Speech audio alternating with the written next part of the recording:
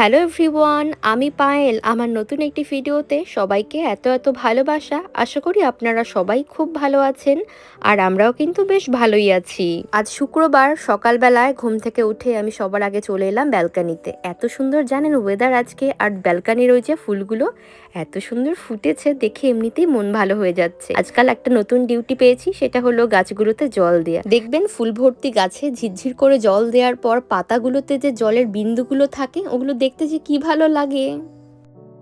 যাই হোক, ওদিকে আমি সমস্ত কাজ সেরে ফ্রেশ হলাম। মিহিকে ঘুম থেকে উঠিয়ে দিয়েছি, ব্রেকফাস্ট সারিয়ে আমি আমার পাশেই ওকে রেখেছি। আজকে এই ফাঁকে চলুন আজকে রান্না বান্নার জোগাড় যন্ত্র করব। আজকে ভাবছি ভোলা মাছ রান্না করব। বাড়িতে মাছ বা মাংস যেটাই থাকুক না কেন তা সবই থাকে ফ্রোজেন ভাবে, তাই পরদিন সকালে কি রান্না হবে সেটা না আগের দিন রাতেই ঠিক করে রাখতে হয়। ওই কারণে আমি যেটা করি, আগের দিন রাতের বেলায় আমি মাংস কিংবা মাছ ভিজিয়ে রাখি, অথবা পরদিন সকালে একটু ভোর ভোর করে উঠে জলে মাছগুলো ভিজিয়ে রাখলে সুন্দর মতো ব্যাপারটা নরম হয়ে যায়। আপনারা তো সবাই জানেন যে এখানে বটি পাওয়া যায় না, তাই মাছ কাটতে এখানকার ভরসা ছুরি কাঁচিতে। তবে একটা ভালো সংবাদ কি, এই দেশে জানেন তো এত ভালো ছুরি কাঁচি পাওয়া যায়। এই মাছ কাটা, ফল কাটা কিংবা কাঁকড়া কাটা সবকিছুর জন্য আলাদা আলাদা ছুরি মেলে। আর বেশিরভাগ ক্ষেত্রে এখানকার লোকাল যে সুপার শপগুলোতে মাছ পাওয়া যায়, ফ্রেশ মাছ, ওগুলো না ফ্রোজেন থাকে না, ওগুলো নর্মালি পাওয়া যায়। তো তাদেরকে বললে ওরা সুন্দর মতো মাছগুলোর আঁশ ছাড়িয়ে দেয়। আবার যদি আপনি বলেন পেটটা পরিষ্কার করে দিয়ে সুন্দর পিস করতে, তখন আবার কিন্তু ওরা ব্যাপারটা পারে না। আসলে আমরা বাঙালিরা যেমন কারি পিস পছন্দ করি, সেটা আবার ওরা কাটতে অভ্যস্ত না। তাই মাছের আঁশ ছাড়ানোই সব থেকে যেহেতু ঝামেলার, আর নোংরাও হয় ঘরদোর, তা ওই কারণে আমি যেটা করি মাছের আঁশগুলো কাঞ্চনকে ছাড়িয়ে আনতে বলি, আর বাদ বাকিটা আমি পরিষ্কার করে নেই। তাহলে কি হয়, কাজটা অনেক বেশি সহজ হয়ে যায়। এই দেখেছেন, কথা বলতে বলতে 3টে মাছ কেমন ধুয়ে নিলাম। আর আজকের ভোলা মাছগুলো খুব ভালো সাইজের রয়েছে, তাই ভাবছি এগুলোকে আজকে পিস পিস করে না কেটে বরং গোটা গোটাই আমি ওই মাছের গায়ে সুন্দর মতো কাট লাগিয়ে ঝাল বানাবো। সর্ষে পোস্ত দিয়ে ঝাল করলে এই ভোলা মাছ খেতে দুর্দান্ত হয়, আর শুধু একটু বেশি করে পেঁয়াজ দিলে ব্যাপারটা আরো ভালো জমে। দেখেছেন, কথা বলতে বলতে কি সুন্দর মাছগুলোকে আমি ছুরি কাঁচি দিয়ে কেটে সুন্দর পরিষ্কার করে নিলাম। এখানে তো প্রচুর ফ্রোজেন দেশীয় মাছ পাওয়া যায়, তবে আমার কাছে ওই ফ্রোজেন মাছ 10টা খাওয়ার কাছে এই মাছ অর্ধেক খাওয়া ঢের ভালো। একটাই যা দুঃখ যে এখানকার বাজারে আমাদের দেশীয় মাছ নর্মাল যেগুলো, সেগুলো খুব একটা বেশি ভ্যারাইটির পাওয়া যায় না। ওই দু একটাই চোখে পড়ে, এই যা। বেশ সুন্দর মতো আমি মাছটা পরিষ্কার করে, হাতে কয়েকটা কাজ ছিল সেগুলো গুছিয়ে নিলাম। এই ফাঁকে আমি যেটা করলাম, বিছানাটা পরিষ্কার করে নিয়েছি। মিহিকে আজকে ক্রিবে তুলে দিয়েছি, যাতে করে ও চারিদিকে ঘুরে না বেড়াতে পারে, আর ওকে না আমি স্নানটাও সারিয়ে দেবো এক্ষুনি। ড্রেসিং টেবিল আমার নামেই শুধুমাত্র, কিন্তু ড্রয়ার ভর্তি শুধু কাঞ্চনের স্কিন কেয়ারের প্রোডাক্ট। তাই জন্য আমি যেটা করেছি, আমারগুলো সুন্দর করে গুছিয়ে রাখার জন্য দাইসো থেকে আমি গতকালকে একটা সুন্দর র্যাক এনেছি। তো ওই র্যাকটার মধ্যে সাজিয়ে গুছিয়ে স্কিন কেয়ারের প্রোডাক্টগুলো রাখতেই দেখলাম জায়গাটা দেখতে যেমন সুন্দর লাগছে, তেমন ব্যাপারটা ভীষণ কনভিনিয়েন্টও হয়েছে।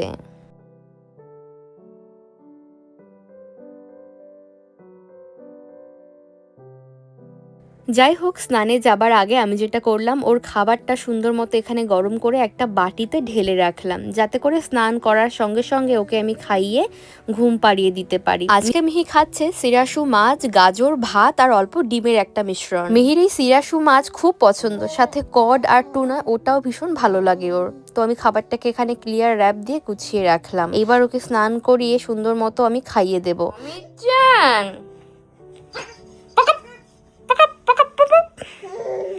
이찌니 산시 고연 이찌니 산시 이찌니 산시 고로코 나나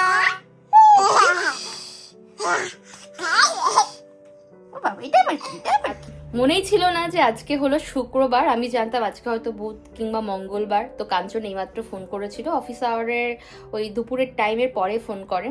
তো তখন আমাকে বললো যে কালকে ঘুরতে যাবে। আমি বললাম কেন কালকে ঘুরতে যাবো, কালকে তোমার অফিস নেই? তো বললো কেন, কালকে তো শনিবার। তো তারপর আমার হুঁশ এলো যে না, হ্যাঁ আজকে শনিবার।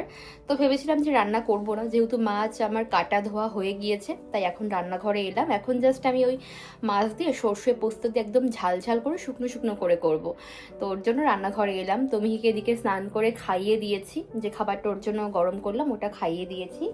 এখন ঘুমোতে চাইছে না, তো জোর করে ঘুম পাড়ানো কান্নাকাটি করবে। যখন খেলতে খেলতে একটু ক্লান্ত হয়ে পড়বে তখন এমনি এমনি ঘুমিয়ে যাবে। তো যাই হোক, চলুন রান্নাঘরে যাই। একটা তরকারি জাস্ট রান্না করবো। আর আজকে একটু সন্ধ্যাবেলা বের হবার রয়েছে, জানি না কাঞ্চন কখন ফিরবে, তো ফেরার সময় বুঝেই বের হব কি বের হব না তখন ডিসাইড করব।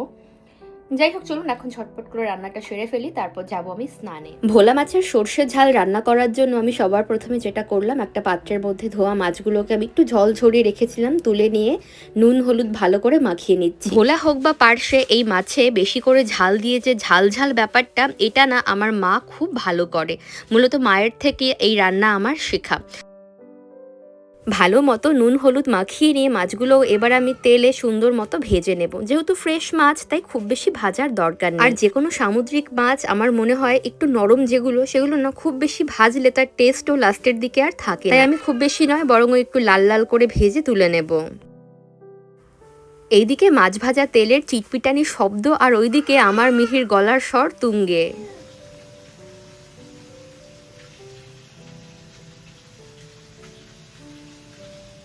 মাঝে মাঝে মিহি চিৎকার করে আর আমার দিকে ঠায় তাকিয়ে থাকে। সমস্ত খেলনা রেখে আমার দিকে ওকে দেখা চাই। আর আমি যেখানেই থাকি না কেন, হাতের খেলনা রেখে আমার পায়ের দুই মাঝখানে এসে ঠিক পা দুটো জড়িয়ে ধরে আস্তে আস্তে এখন ওঠার চেষ্টা করে। মাছের একটা সাইড উল্টে দিলাম, অন্য পাশটা ভাজা হয়ে গিয়েছে। এইবার পেঁয়াজ কুচি করে নিচ্ছি। একটা মিডিয়াম সাইজের পেঁয়াজ আমি মাছ বরাবর কেটে আবার একটা মাছ বরাবর কাট দিয়ে সুন্দর মতো কুচি করে নিচ্ছি। এই পেঁয়াজগুলো জানেন দেখতে সাদা হলে কি হয়, লাল পেঁয়াজের থেকে এই পেঁয়াজের ঝাঁজ যেহেতু কম, তাই অনেকটা পেঁয়াজ পরিমাণে বেশি পড়ে গেলেও সেটা খেতে বেশ ভালোই লাগে, একটা মিষ্টি মিষ্টি ব্যাপার আসে, আর গ্রেভিটাও বেশ ঠিক হয়। বেশ, এই দেখুন মাছগুলো সুন্দর ভাজা হয়ে গিয়েছে, জাস্ট এইটুকুই আমার ভাজা দরকার। এইবার আমি যেটা করব, একটা টঙের সাহায্যে তেল থেকে ভাজা মাছগুলো তুলে সেই একই পাত্রে রেখে দিচ্ছি। তাহলে কি হবে, মাছের মাখানোর ওই হলুদ আর মাছের গায়ে লেগে থাকা তেল, পরে আমি এর মধ্যে জল দিয়ে ঝোলটাও দিতে পারবো।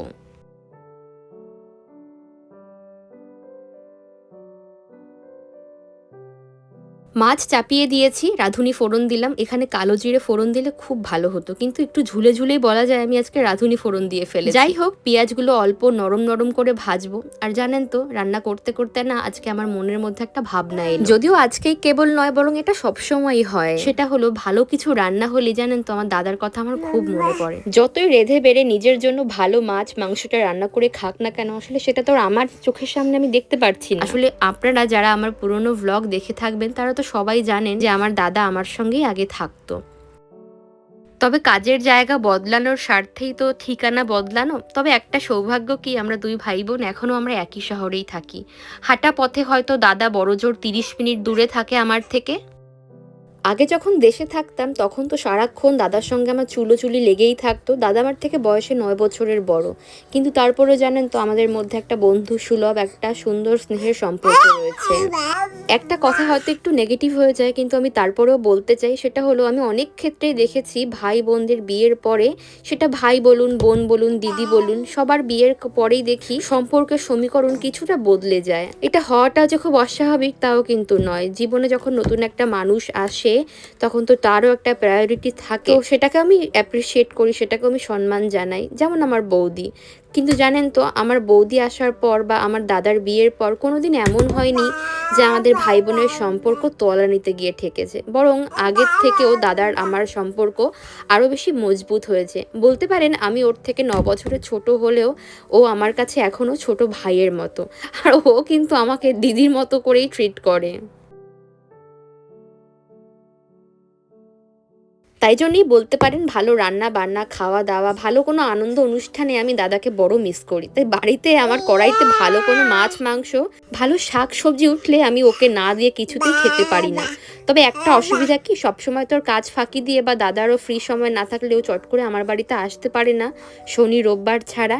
তাই আমি যেটা করি, রাত্রেবেলায় ওকে অফিস থেকে ফেরার পথে বলি, আমার বাড়ির সামনে হয়ে যাবি, তাহলে আমি তোর জন্য খাবার গুছিয়ে রাখবো, তুই চট করে নিয়ে যাবি। তবে আজকে যেহেতু শুক্রবার আর আজকে থেকে দাদাদের ছুটি পড়ে গেল, আগামী 2 দিন ওই শনি রবি ছুটি রয়েছে, তাই আমি ভালো মতো 3টে মাছ বের করেছি। আজকে ওকে আমি বাড়িতে ডাকবো খাওয়ার জন্য।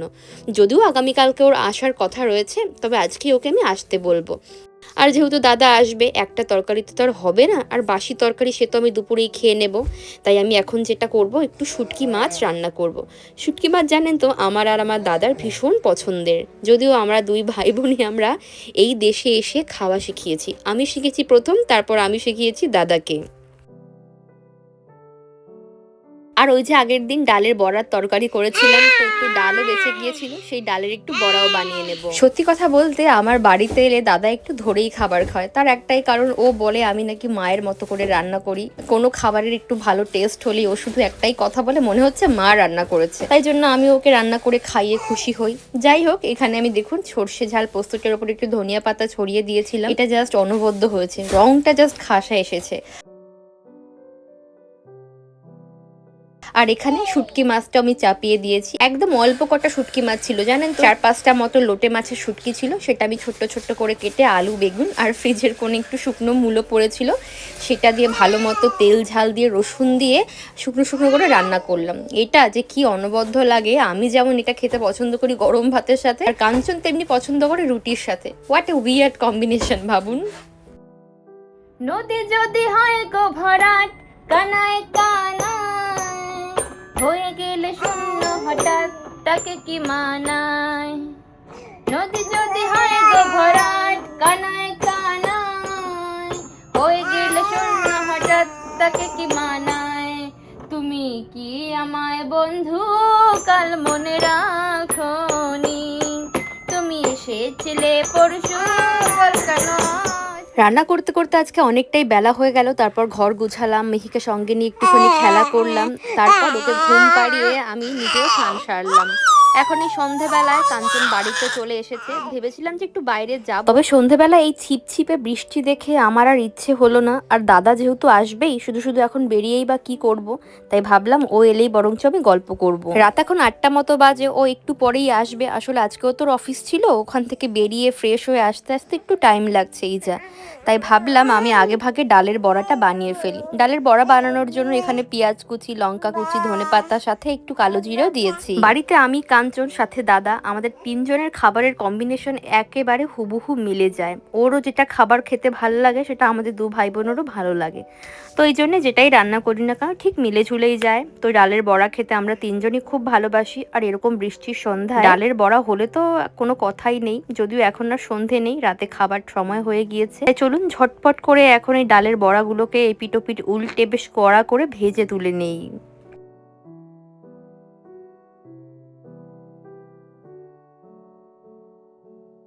ওই যে তখন বললাম যে দাদার বাড়ি থেকে আমার বাড়ি হাঁটা পথে প্রায় 30 মিনিট, হেঁটেই আসবে, আর এত রাত হয়ে গেছে, সাইকেলটাও নিয়ে আসতে পারবে না, তার কারণ বৃষ্টি পড়ছে। জাপানে জানেন তো সাইকেল চালানোর রুলস মাঝে সাঝেই পরিবর্তন হয়, যদিও আগেও এমন নিয়ম ছিল যে বৃষ্টির দিনে ছাতা হাতে করে সাইকেল চালানো যায় না, এখন সেটা আরোই কড়াকড়ি হয়েছে, পুলিশ ধরতে পারলেই একেবারে একসাথে অনেকগুলো টাকা জরিমানা করে কেটে নেয়।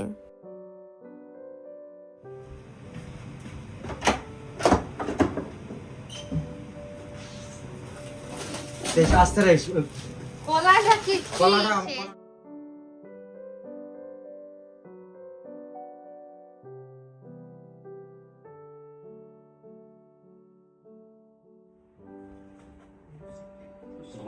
এ দাদা, সামনে কত রকম খাবার, তুই বললি যে মাংস রান্না করলে যেন তোকে নিমন্ত্রণ না করি, মাংস কিন্তু করিনি।